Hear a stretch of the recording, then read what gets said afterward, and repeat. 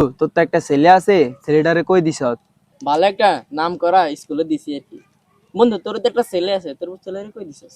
বন্ধু আমি তো মাদ্রাসায় দিছি। বন্ধু, মানটাকে দেওয়াই লাভ কি?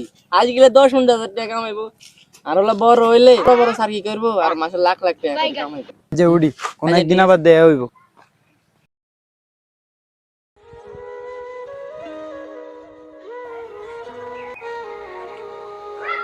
কিরে বন্ধু, তোর কি অবস্থা?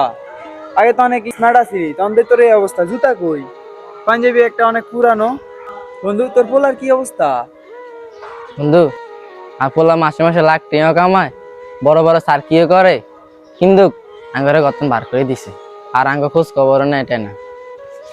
তোর হলার কি অবস্থা? আলহামদুলিল্লাহ বন্ধু, আমার অবস্থা অনেক ভালোই।